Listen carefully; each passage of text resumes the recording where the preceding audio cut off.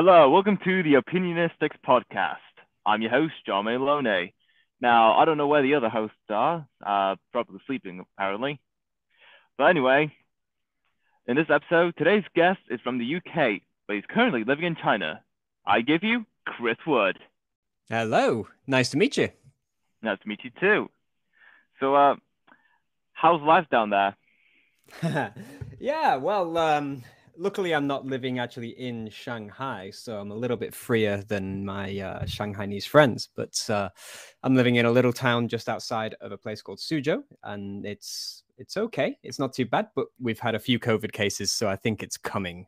So I'm stocked up. I've got a whole bunch of frozen food and and a massive bag of rice just to ride this thing out if it gets a bit hairy. Okay, okay. So, tell the audience about what you do. Sure. So I'm the Chief Operating Officer of Pixelmatic. We are a video game studio that's been around since about 2011. And we're currently working on a massively multiplayer online game called Infinite Fleet. It's a bit like games like EVE Online that you might have heard of, or World of Warcraft or something like that. But of course, it takes place in space. It's a sci-fi game. It's got kick-ass robots and mecha and all that kind of thing. And yeah, it's a pretty awesome project that is going to be going beta in July, in very soon. So yeah, it's exciting times. Okay, nice. And what other developments has the company that you're working for have worked on? Well, we've been working mostly as an outsourcing studio since 2011. So we worked on a game called Vainglory, which was one of the biggest MOBA games on mobile in the world. It was absolutely huge. We worked mostly with them, and we were kind of concepting Infinite Fleet when I first came. And then since after a few years, we basically raised a whole bunch of money to build Infinite Fleet. We're still raising some more, actually, and we're going full throttle on that. So we did actually release a mobile game called Gem Wizard a little while ago. That was kind of like our first project.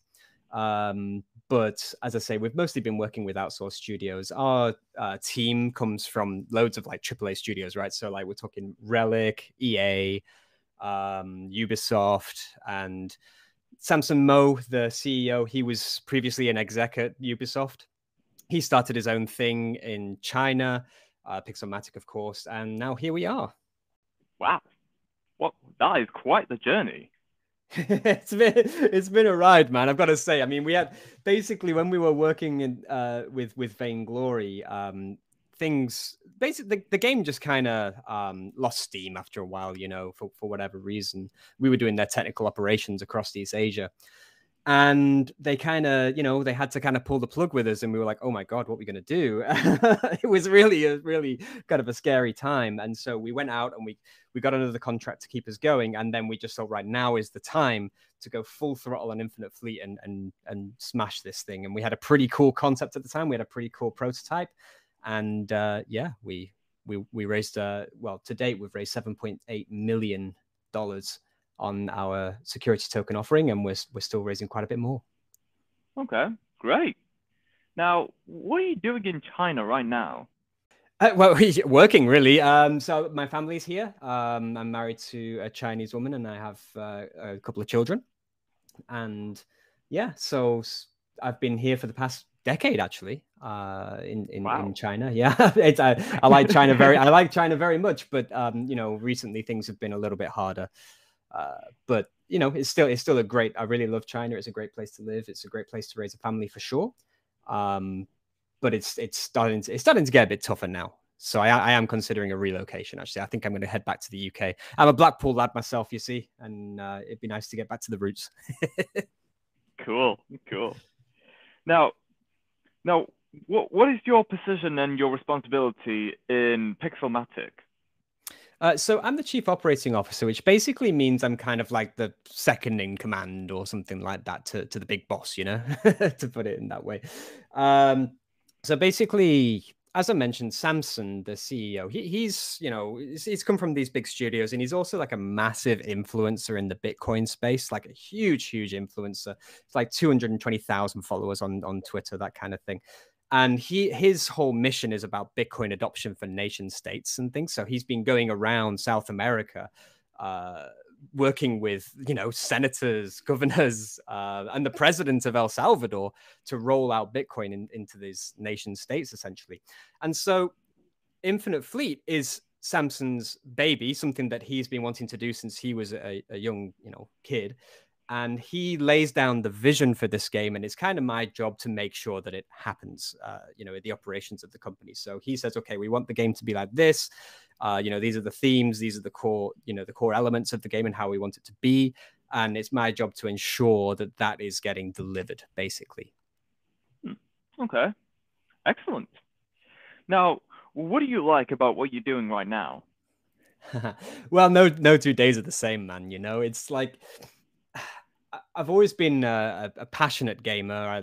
I've loved games since I was like 4 years old, and to get to work in the games industry has always been a massive, dream of mine. And so, to be working here in this position where it's like I say, it's always every day is a challenge. Every day is exciting. Working with different people all the time. Sometimes I'm working investors. Sometimes I'm working with our players, our gamers, and then people in our team. To make sure that this game is essentially successful. And it's the passion for the game. I just love it so much. That really just makes every day very, very exciting. And obviously, busy, difficult, challenging, but it's not work really when it's something that's a passion. Yeah, I can see that actually. So, what have been the pros and the cons about what you've done so far?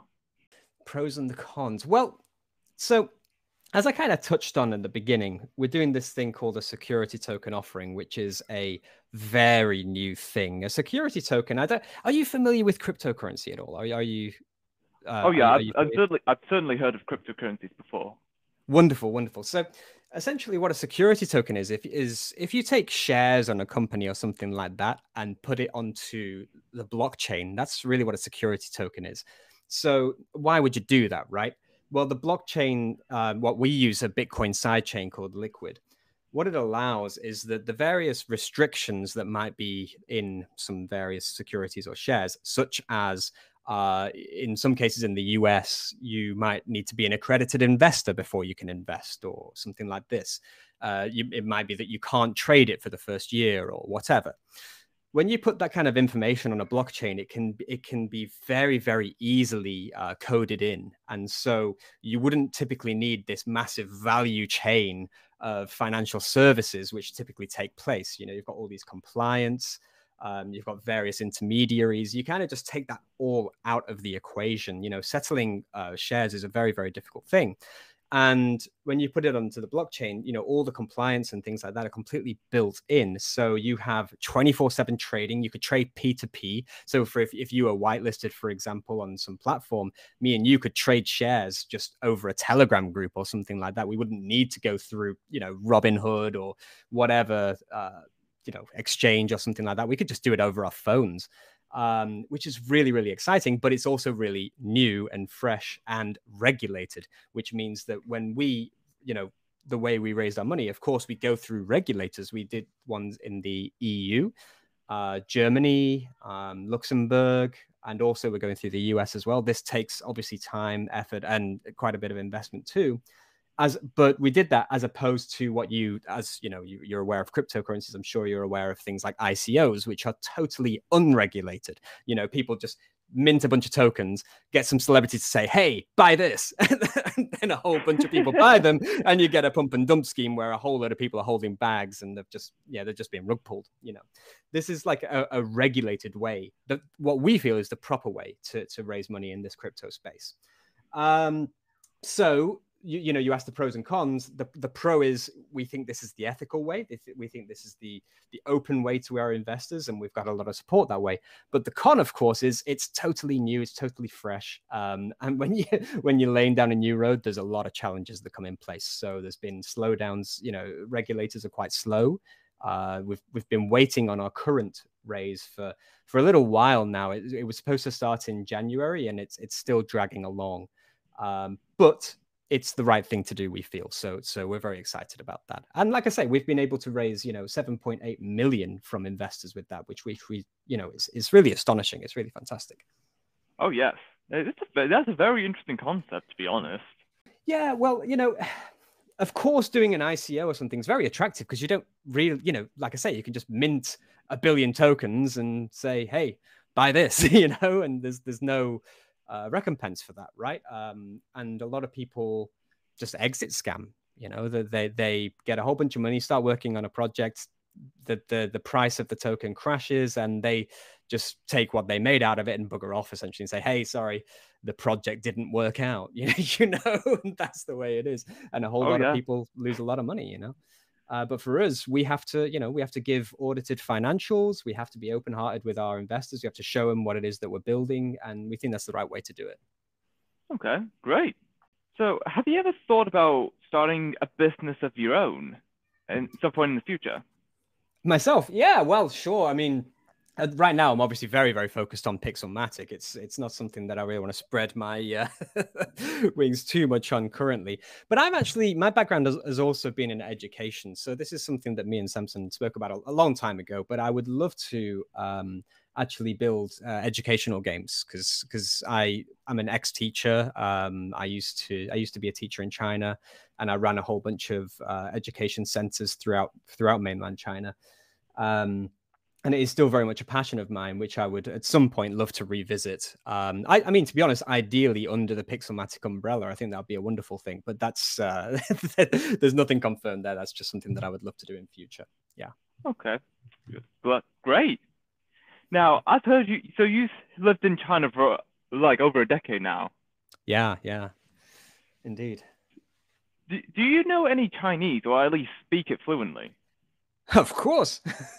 So my wife is, my wife's Chinese.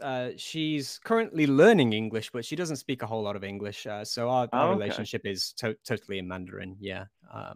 Except for the basics. So yeah, it's a long journey that, and I'm still taking Chinese classes every week. I do an hour every week still, and some homework in between that, which I've been doing. I've tried to keep on top of my Chinese the entire time I've been here, but it's still a long road. It's like I can't read a newspaper or something like that, right? It's still very challenging, but I can read like children's books and things like this, or watch some basic TV shows. Like I could watch Friends or something in Chinese, something like that, but I couldn't watch some epic like historical drama or something like those. Those are very challenging. Okay. Do you think you could speak a bit of Chinese right now? 好的，可以。你想我说什么？ What do you want me to say? Say anything, actually. 那我介绍一下自己吧。我叫 Chris， 我是一个运营中介中部。Oh, I can't remember how to say my actual job title in Chinese. Never mind. 我在中国住了10年了。然后我打算这个夏天应该要回英国去的。So I just said I'm been in China for like 10 years, but I'm planning to come back to the UK in summer. Wow, incredible.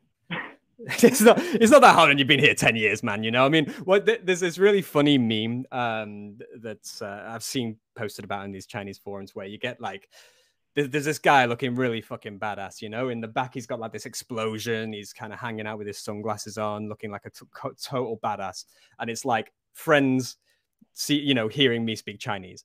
And then you get the camera angle on the other side, and like the whole back portion, his clothes have just been blown off and his ass is hanging out, and it's like, yeah, local Chinese people listening to what you just said.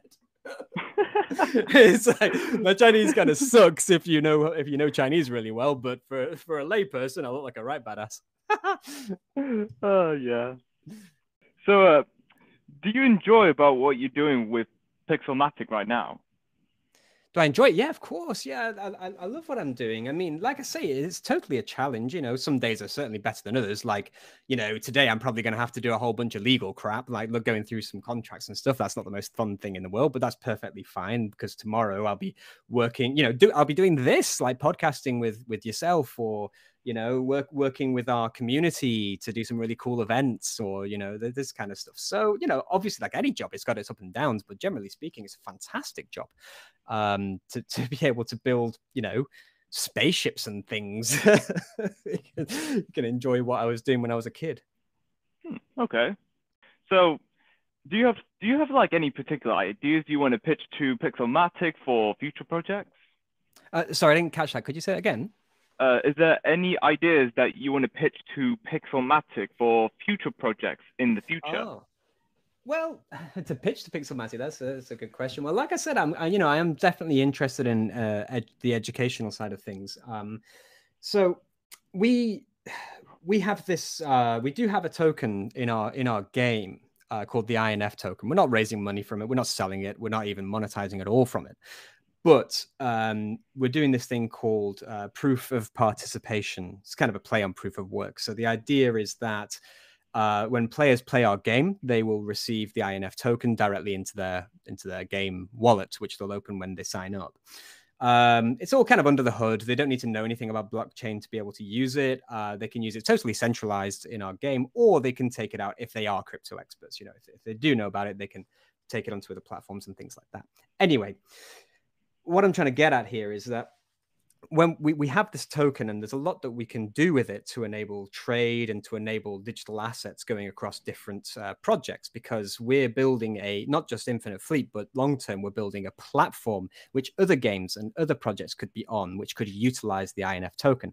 And yeah, I am thinking about where, you know, if I were to build an educational game in future, how that could possibly interact with the INF token, because I quite like the idea of someone, you know, customizing, building this armada of kick-ass ships, you know, over maybe like a decade, because people do play these games for a very long time, and then that person eventually has kids or whatever, because life happens, and they can sell those digital assets for INF, and then they can take it on to something else, maybe this educational game, which would allow for various, you know, like I say, I've not completely fleshed it out, but just various services and things like, you know, learning English, for example, for Chinese kids or Italian kids or whatever it might be. And that could also all be in one big ecosystem, which I think would be very cool. So in terms of what I'd like to pitch, I would love to make an MMO language learning game one day. That's something I would love to do. You know, maybe that's going to be a long time from now. I'm totally focused on Infinite Fleet at this moment, but one day I would love to approach that. Yeah, honestly, that's a great idea. I don't see many games like that these days. So that's going to be certainly a standout from all the other games. Well, I think that, you know, people talk about metaverses a lot, right? I'm sure you've come across this in the cryptocurrency space. It's not a term I actually particularly like that much. I think it's kind of like a marketing buzzword because people can't really define it. But how I interpret this is that people want a word that's more than game, right? And MMOs, I do think, are more than games. They are a social experience. They are almost an alternate life. People have these avatars on Final Fantasy, 14 or World of Warcraft that mean so much to them. And if you can go into a world where, if you imagine your entire environment is in a language that you don't know, but if you are, you know, with step by step learning from the basics through to advanced, and by doing that, you're unlocking social experiences, you're unlocking games, you're unlocking things, you know, that you're excited about, then you're going to be rewarded, you know, just not only by whatever in-game rewards you'd have, but just the motivation of learning itself will just be so enjoyable in that alternate universe, you know. Yeah, absolutely. So what other opinions do you have about cryptocurrencies and what was that other thing you said? Metaverse, that kind of thing. Yeah, that too. Yeah. So I hesitate to call myself a Bitcoin maximalist, but I think that's kind of what I am. But that, you know, in some ways that might simply be just my ignorance. I'm kind of open to that idea. I'm still a little bit young in my journey. I started learning about Bitcoin in about 2016 when I was, started working at Pixelmatic with Samson Mo, who kind of introduced me to it. And ever since then, I've been very, very excited about Bitcoin. I think with current events, we had, COVID, the sanctions on Russia, the Canadian truckers, all these kind of things just show to me a world that really needs Bitcoin, really needs it. A decentralized currency that does not have manipulation from governments, large institutions, or whatever it might be. I think that's so important for the world. And when I look at other crypto projects, not every other crypto projects, but when I look at others, I don't think they can claim the same thing. I think most of them are essentially companies. They're centralized, they have a head, they have a figurehead, they have people that can change the code and whatever else. I just don't see the same decentralization. I could be wrong. Maybe there's other cryptocurrencies out there that I haven't seen, that I don't understand, because it's impossible to understand the thousands and thousands that are out there, and I'm open to learning on that. But I do think that most cryptocurrencies exist to line the pockets of the people who created them. That's why I believe they exist. Some may have some real utility, like there are. I think like Monero is quite interesting because it's the privacy coin that can be quite handy for some things. USDT, for example, also very useful to bank the unbanked, people in like Africa or people or places where they have a mobile phone but they don't have a bank account. These kind of cryptocurrencies are extremely useful, but the reason for USDT to exist is in a fiat world, essentially. So when one day, and I do hope that Bitcoin becomes more prevalent across the world, using Lightning or whatever to allow for just average, being able to buy a coffee in Starbucks or whatever, which is currently happening in El Salvador. The more that happens, then, even those stable currencies might not need to exist. So yeah, I guess I'm a Bitcoin maximalist, but I wouldn't call myself a toxic maximalist. I don't like to just, give shit to others and stuff like that necessarily. But currently, I haven't seen another project that I could say has the same property or the same importance as Bitcoin. I think the others are just companies. You can invest in them if you want, if you believe in them. Why not? Yeah. Why not? Why not? If you think it's a great project, then cool, go for it. But you just need to be aware that you might be gambling. Yeah. Yeah, which is fine. I mean, hey, it's enjoyable to go to the casino, isn't it, mate? There's nothing wrong. It's all good fun, isn't it? And at the end of the day, I don't blame at all a lot of young folks who go there on to various exchanges and go, you know what, I'm going to drop £100 on SHIB for a laugh. It's like, well, mate, go for it. As long as it's money you're willing to lose and you understand that's possible, you do you, man. But it can be fun to have a bit of a gamble on these things. Yeah. Indeed. So, in terms of the games Pixelmatic has produced, which countries in specific are you wanting to promote Pixelmatic's games towards? Sure. Well, at the moment, we're mostly North America, UK, and France, and Spain as well. Like a few sort of Western European countries, but mostly France actually. Now, we are hoping to expand that much more. I'm actually currently looking for some localization managers and things like that to look for markets in Japan, Korea, Taiwan, Hong Kong. We want to be global, of course, but the games industry, I mean, it's global, right? I mean, anyone who wants to play can play. It's just where most gamers typically hang out. Brazil's a bigger and bigger market these days. That's quite exciting. But yeah, I think for now, mostly Western Europe, North America, and I want to very soon expand to Japan, Korea, and Taiwan. Okay, nice. And I've heard that you're from Blackpool. Yes, indeed. And you certainly want to move back there at some point. Yeah, I do. Are you from near there as well? I think your accent sounds quite similar. Where are you from? I'm from Manchester. You're from Manchester? Okay, yeah, not too far away. I went to Manchester for university. Oh, cool. Which one? Met. Went to Met, yeah. Oh, cool. Nice. Yeah. I love Manchester, I've spent most of my time there. I lived there for a good 4 or 5 years in Fallowfield, Withington area. Oh, nice. Okay. I'm planning on going to Met this year. So, yeah. Good for you. What are you going to study there? I'm going to be studying Drama and contemporary performance. Oh, so you want to be an actor? Oh, yes, absolutely.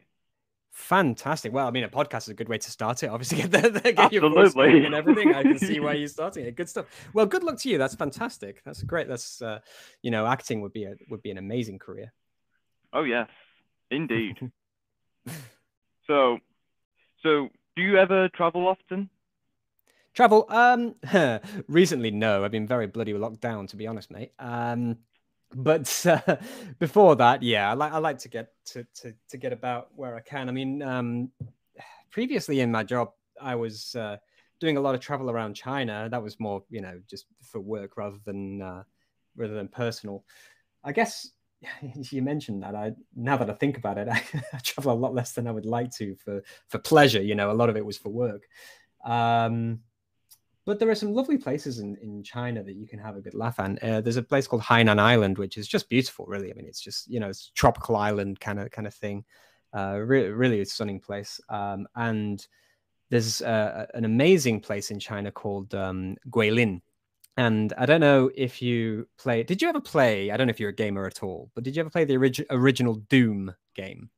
Oh, yes, I did. Fantastic. So in the very original Doom game, there's a backdrop. If you look outside when you can, there's like this big red thing with like these mountains.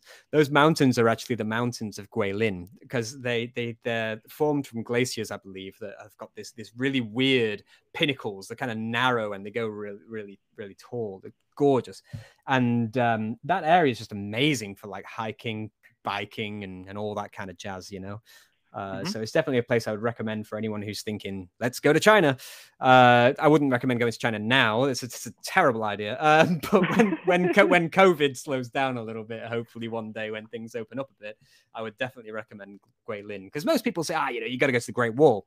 Great Wall is fantastic, depending a little bit on where you go. There's very touristy areas that are quite built up, but there's some really cool places either side. But Guilin is definitely a place to go, which would be Guilin for anyone who doesn't know how that might be spelled.